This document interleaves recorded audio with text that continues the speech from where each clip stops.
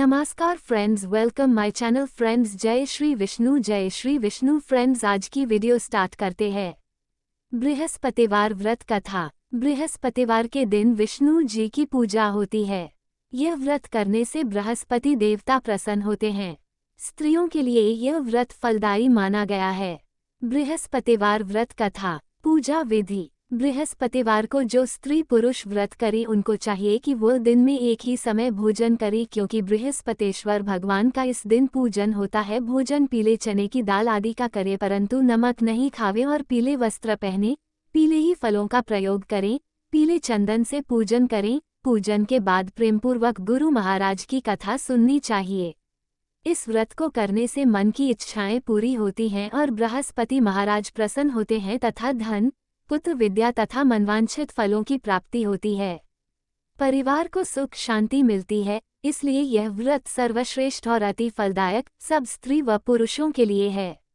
इस व्रत में केले का पूजन करना चाहिए। कथा और पूजन के समय तन, मन, क्रम, वचन से शुद्ध होकर जो इच्छा हो बृहस्पति देव की प्रार्थना करनी चाहिए। उनकी इच्छाओं को बृहस्पति देव अवश्य पूर्ण करते हैं, ऐसा मन में दृढ़ विश्वास रखना चाहिए।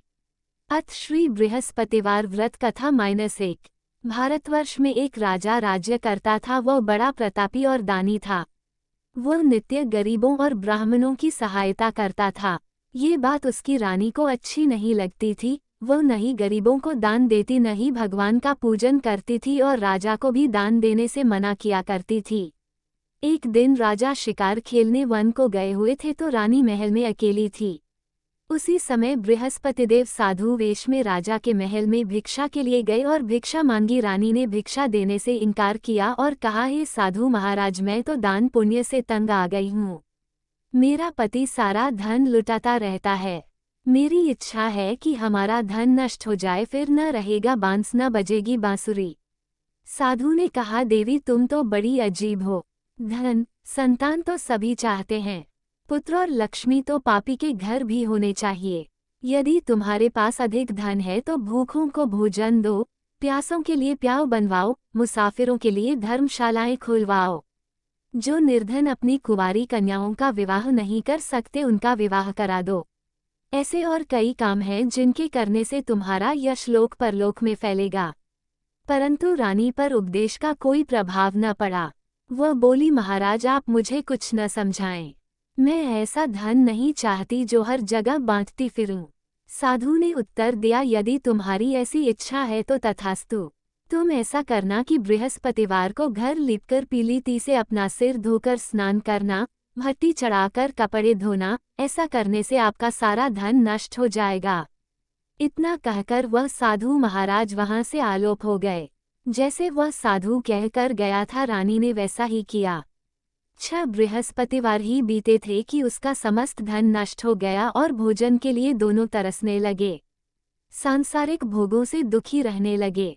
तब वह राजा रानी से कहने लगा कि तुम यहाँ पर रहो, मैं दूसरे देश में जाऊं, क्योंकि यहाँ पर मुझे सभी मनुष्य जानते हैं, इसलिए कोई कार्य नहीं कर सकता। देश चोरी परदेश भीख बराबर है। ऐसा कहकर राजा परदेश चला गया। वहां जंगल को जाता और लकड़ी काटकर लाता और शहर में बेचता। इस तरह जीवन व्यतीत करने लगा। एक दिन दुखी होकर जंगल में एक पेड़ के नीचे आसन जमाकर बैठ गया। वह अपनी दशा को याद करके व्याकुल होने लगा। बृहस्पतिवार का दिन था। एकाएक उसने देखा कि निर्जन वन में एक साधु प्रकट हुए। वह साधु वेश में स्वयं बृहस्पति देवता थे। लकाहारे के सामने आकर बोले, हे लकाहारे, इस सुनसान जंगल में तू चिंता मग्न क्यों बैठा है? लकाहारे ने दोनों हाथ जोड़कर प्रणाम किया और उत्तर दिया, महात्मा जी, आप सब कुछ जानते हैं, मैं क्या कहूँ? ये कहकर रोने लगा और साधु को आत्मकथा सुनाई। महात्मा जी ने कहा, तुम्हारी स्त्री ने बृहस्पति के दिन वीर भगवान का निरादर किया है, जिसके कारण रुष्ट होकर उन्होंने तुम्हारी ये दशा कर दी। अब तुम चिंता को दूर करके मेरे कहने पर चलो तो तुम्हारे सब कष्ट दूर हो जाएंगे और भगवान पहले से भी अधिक संपत्ति देंगे। तुम बृहस्पति की दी कथा किया करो।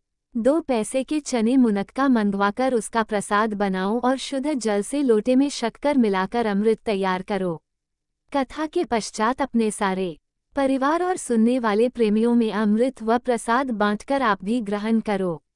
ऐसा करने से भगवान तुम्हारी सब कामनाएं पूरी करेंगे।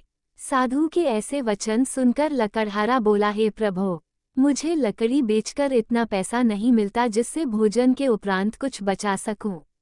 मैंने रात्रि में अपनी स्त्री को व्याकुल देखा है। मेरे पास कुछ भी नहीं जिससे उसकी खबर मंगा सकूं। साधु ने कहा, हे लकड़हारे, तुम किसी बात की चिंता मत करो। बृहस्पति के दिन तुम रोजाना की तरह लकड़ियां लेकर शहर को जाओ।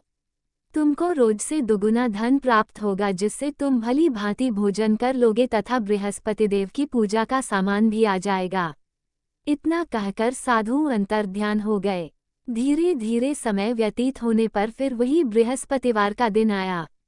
लकड़हारा जंगल से लकड़ी काटकर किसी भी शहर में बेचने गया। उसे उस दिन और दिन से अधिक पैसा मिला। राजा ने चना गुड़ आदि लाकर गुरुवार का व्रत किया। उस दिन से उसके सभी क्लेश दूर हुए, परंतु जब दोबारा गुरुवार का दिन आया तो बृहस्पतिवार का व्रत करना भूल गया। इस कारण बृहस्पति भगवान नाराज हो गए। उस दिन से उस नगर के राजा ने विशाल यज्ञ का आयोजन किया तथा शहर में ये घोषणा करा दी कि कोई भी मनुष्य अपने घर में भोजन न बनावे, न आग जलावे, समस्त जनता मेरे यहाँ भोजन करने आवे। इस आज्ञा को जो न मानेगा उसके लिए फांसी की सजा दी जाएगी। इस तरह की घोषणा संपूर्ण नगर में करवा दी गई। राजा की आज्ञानुसार शहर के सभी लोग भोजन करने गए, लेकिन लकड़हारा कुछ देर से पहुंचा, इसलिए राजा उसको अपने साथ घर ले गए और ले जाकर भोजन करा रहे थे तो रानी की दृष्टि उस खूंटी पर पड़ी जिस पर उसका हार लटका हुआ था। वह वहां पर दिखाई न दिया। रानी ने निश्चय किया कि मेरा हार इस मनुष्य ने चुरा लिया है। उसी समय सिपाहियों को बुलाकर उसको कारागार में डलवा दिया।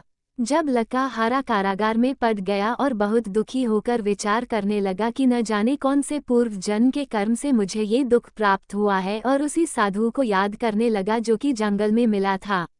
उसी समय तत्काल बृहस्पति देव साधु के रूप में प्रकट हो और उसकी दशा को देखकर कहने लगे, अरे मूर्ख, तूने बृहस्पति देव की कथा नहीं करी, इस कारण तुझे दुख प्राप्त हुआ है। अब चिंता मत कर, बृहस्पतिवार के दिन कारागार के दरवाजे पर 4 पैसे पड़े मिलेंगे। उनसे तू बृहस्पति देव की पूजा करना, तेरे सभी कष्ट दूर हो जाएंगे। बृहस्पति के दिन उसे 4 पैसे मिले। लकड़हारे ने कथा कही। उसी रात्रि को बृहस्पति देव ने उस नगर के राजा को स्वप्न में कहा, हे राजा, तुमने जिस आदमी को कारागार में बंद कर दिया है वह निर्दोष है। वह राजा है, उसे छोड़ देना।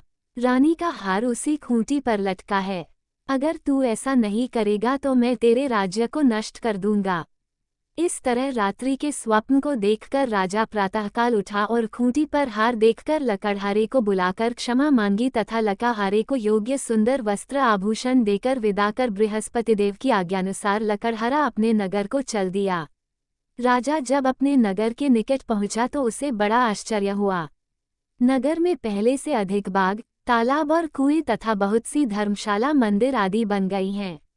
राजा ने पूछा, ये किसका बाग और धर्मशाला है? तब नगर के सब लोग कहने लगे, ये सब रानी और बांदी के हैं। तो राजा को आश्चर्य हुआ और गुस्सा भी आया। जब रानी ने ये खबर सुनी कि राजा आ रहे हैं तो उसने बांदी से कहा कि हे दासी, देख राजा हमको कितनी बुरी हालत में छोड़ गए थे। हमारी ऐसी हालत देखकर वह लौट न जाए, इसलिए तू दरवाजे पर खड़ी हो जा। आज्ञानुसार दासी दरवाजे पर खड़ी हो गई। राजा आए तो उन्हें अपने साथ लिवा लाई। तब राजा ने क्रोध करके अपनी रानी से पूछा कि यह धन तुम्हें कैसे प्राप्त हुआ है? तब उन्होंने कहा, हमें ये सब धन बृहस्पति देव के इस व्रत के प्रभाव से प्राप्त हुआ है। राजा ने निश्चय किया कि 7 रोज बाद तो सभी बृहस्पति देव का पूजन करते हैं, परंतु मैं प्रतिदिन दिन में 3 बार कहानी कहा करूंगा तथा रोज व्रत किया करूंगा। अब हर समय राजा के दुपट्टे में चने की दाल बंधी रहती तथा दिन में 3 बार कहानी कहता। एक रोज राजा ने विचार किया कि चलो अपनी बहन के यहाँ हो आवें। इस तरह निश्चय कर राजा घोड़े पर सवार हो अपनी बहन के यहाँ को चलने लगा। मार्ग में उसने देखा कि कुछ आदमी एक मुर्दे को लिए जा रहे हैं। उन्हें रोककर राजा कहने लगा, अरे भाइयों, मेरी बृहस्पति देव की कथा सुन लो। वे बोले, लो, हमारा तो आदमी कर गया है, इसको अपनी कथा की पड़ी है। परंतु कुछ आदमी बोले, अच्छा कहो, हम तुम्हारी कथा भी सुनेंगे। राजा ने दाल निकाली और जब कथा आधी हुई थी कि मुर्दा हिलने लग गया, और जब कथा समाप्त हो गई तो राम राम करके मनुष्य उठकर खड़ा हो गया। आगे मार्ग में उसे एक किसान खेत में हल चलाता मिला। राजा ने उसे देख और उससे बोला, अरे भैया, तुम मेरी बृहस्पतिवार की कथा सुन लो। किसान बोला, जब तक मैं तेरी कथा सुनूंगा तब तक 4 हरया जोत लूंगा। जा अपनी कथा किसी और को सुनाना। इस तरह राजा आगे चलने लगा। राजा के हटते ही बैल पछाड़ खाकर गिर गए तथा उसके पेट में बड़ी जोर का दर्द होने लगा। उस समय उसकी माँ रोटी लेकर आई। उसने जब ये देखा तो अपने पुत्र से सब हाल पूछा और बेटे ने सभी हाल कह दिया। तो बुढ़िया दौड़ी दौड़ी उस घुड़सवार के पास गई और उससे बोली कि मैं तेरी कथा सुनूंगी, तू अपनी कथा मेरे खेत पर चलकर ही कहना। राजा ने बुढ़िया के खेत पर जाकर कथा कही, जिसके सुनते ही वो बैल उठ खड़ हुए तथा किसान के पेट का दर्द भी बंद हो गया। राजा अपनी बहन के घर पहुंचा। बहन ने भाई की खूब मेहमानी की। दूसरे रोज प्रातःकाल राजा जगा तो वह देखने लगा कि सब लोग भोजन कर रहे हैं। राजा ने अपनी बहन से कहा, ऐसा कोई मनुष्य है जिसने भोजन नहीं किया हो, मेरी बृहस्पतिवार की कथा सुन ले। बहन बोली, हे भैया, ये देश ऐसा ही है कि पहले यहाँ लोग भोजन करते हैं, बाद में अन्य काम करते हैं। अगर कोई पड़ोस में हो तो देखा उन। वह ऐसा कहकर देखने चली गई, परंतु उसे कोई ऐसा व्यक्ति नहीं मिला जिसने भोजन न किया हो। अतः वह एक कुम्हार के घर गई जिसका लड़का बीमार था। उसे मालूम हुआ कि उनके यहाँ 3 रोज से किसी ने भोजन नहीं किया है। रानी ने अपने भाई की कथा सुनने के लिए कुम्हार से कहा। वह तैयार हो गया। राजा ने जाकर बृहस्पतिवार की कथा कही, जिसको सुनकर उसका लड़का ठीक हो गया। अब तो राजा की प्रशंसा होने लगी। एक रोज राजा ने अपनी बहन से कहा कि हे बहन, हम अपने घर को जाएंगे, तुम भी तैयार हो जाओ। राजा की बहन ने अपनी सास से कहा। सास ने कहा, हाँ चली जा, परंतु अपने लड़कों को मत ले जाना, क्योंकि तेरे भाई के कोई औलाद नहीं है। बहन ने अपने भैया से कहा, हे भैया, मैं तो चलूंगी पर कोई बालक नहीं जाएगा। राजा बोला, जब कोई बालक नहीं चलेगा तब तुम क्या करोगी। बड़े दुखी मन से राजा अपने नगर को लौट आया। राजा ने अपनी रानी से कहा, हम निर्वंशी हैं, हमारा मुंह देखने का धर्म नहीं है और कुछ भोजन आदि नहीं किया। रानी बोली, हे प्रभो, बृहस्पतिदेव ने हमें सब कुछ दिया है, हमें औलाद अवश्य देंगे। उसी रात को बृहस्पतिदेव ने राजा से स्वप्न में कहा, हे राजा, उठ, सभी सोच त्याग दे, तेरी रानी गर्भ से है। राजा की यह बात सुनकर बड़ी खुशी हुई। 9वें महीने में उसके गर्भ से एक सुंदर पुत्र पैदा हुआ। तब राजा बोला, हे रानी, स्त्री बिना भोजन के रह सकती है, बिना कहे नहीं रह सकती। जब मेरी बहन आवे तुम उससे कुछ कहना मत। रानी ने सुनकर हाँ कर दिया। जब राजा की बहन ने ये शुभ समाचार सुना तो वह बहुत खुश हुई तथा बधाई लेकर अपने भाई के यहाँ आई। तभी रानी ने कहा, घोड़ा चढ़कर तो नहीं आई, गधा चढ़ी आई। राजा की बहन बोली, भाभी, मैं इस प्रकार न कहती तो तुम्हें औलाद कैसे मिलती।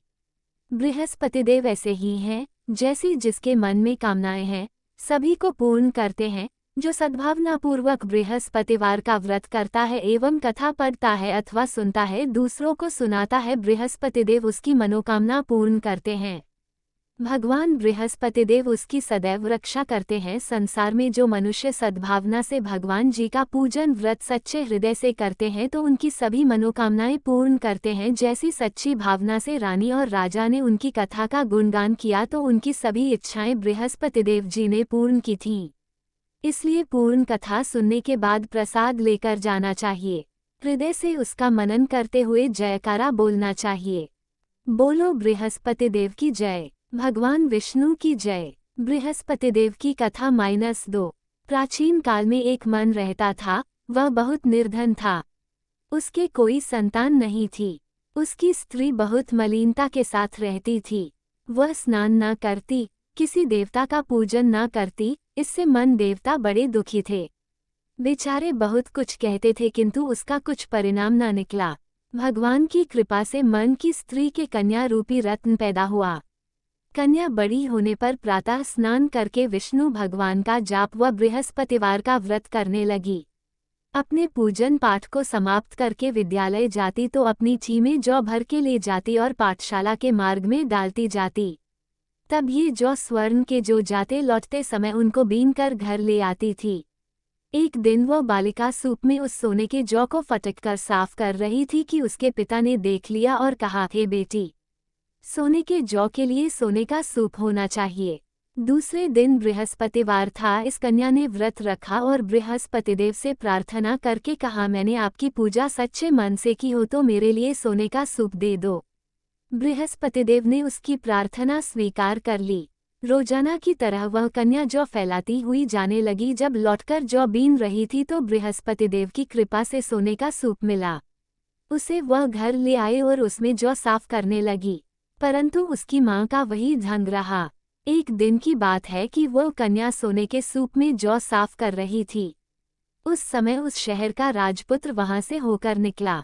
इस कन्या के रूप और कार्य को देखकर मोहित हो गया तथा अपने घर आकर भोजन तथा जल त्याग कर उदास होकर लेट गया।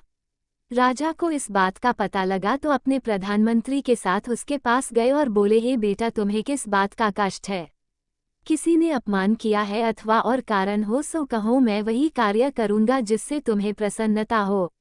अपने पिता की राजकुमार ने बातें सुनी तो वह बोला, मुझे आपकी कृपा से किसी बात का दुख नहीं है, किसी ने मेरा अपमान नहीं किया है, परंतु मैं उस लड़की से विवाह करना चाहता हूँ जो सोने के सूप में जौ साफ कर रही थी। ये सुनकर राजा आश्चर्य में पड़ और बोला, हे बेटा, इस तरह की कन्या का पता तुम ही लगाओ, मैं उसके साथ तेरा विवाह अवश्य ही करवा दूंगा। राजकुमार ने उस लड़की के घर का पता बतलाया। तब मंत्री उस लड़की के घर गए और मन देवता को सभी हाल बतलाया। मन देवता राजकुमार के साथ अपनी कन्या का विवाह करने के लिए तैयार हो गए तथा विधि विधान के अनुसार मन की कन्या का विवाह राजकुमार के साथ हो गया। कन्या के घर से जाते ही पहले की भांति उस मन देवता के घर में गरीबी का निवास हो गया। अब भोजन के लिए भी अन्न बड़ी मुश्किल से मिलता था। एक दिन दुखी होकर मन देवता अपनी पुत्री के पास गए। बेटी ने पिता की दुखी अवस्था को देखा और अपनी मां का हाल पूछा। तब मन ने सभी हाल कहा। कन्या ने बहुत सा धन देकर अपने पिता को विदा कर दिया। इस तरह मन का कुछ समय सुखपूर्वक व्यतीत हुआ। कुछ दिन बाद फिर वही हाल हो गया। मन फिर अपनी कन्या के यहाँ गया और सारा हाल कहा तो लड़की बोली, हे पिताजी, आप माताजी को यहाँ लिवा लाओ, मैं उसे विधि बता दूंगी जिससे गरीबी दूर हो जाए। वो मन देवता अपनी स्त्री को साथ लेकर पहुँचे तो अपनी माँ को समझाने लगी, हे माँ, तुम प्रातःकाल प्रथम स्नानादि करके विष्णु भगवान का पूजन करो तो सब दरिद्रता दूर हो जाएगी। परंतु उसकी माँ ने एक भी बात नहीं मानी और प्रातःकाल उठकर अपनी पुत्री के बच्चों की जूठन को खा लिया। इससे उसकी पुत्री को भी बहुत गुस्सा आया और एक रात को कोठरी से सभी सामान निकाल दिया और अपनी माँ को उसमें बंद कर दिया। प्रातःकाल उसे निकाला तथा स्नानादि करा के पाठ करवाया तो उसकी माँ की बुद्धि ठीक हो गई और फिर प्रत्येक बृहस्पतिवार को व्रत रखने लगी। इस व्रत के प्रभाव से उसके माँ बाप बहुत ही धनवान और पुत्रवान हो गए और बृहस्पति जी के प्रभाव से इस लोक के सुख भोगकर स्वर्ग को प्राप्त हुए। फ्रेंड्स, हमारे वीडियो कैसे लगा है जरूर कमेंट करके बोलना। फ्रेंड्स, लाइक, कमेंट, सब्सक्राइब और शेयर करना नहीं भूलना। और friends, thank you so much और धन्यवाद। जय श्री विष्णु, जय श्री विष्णु।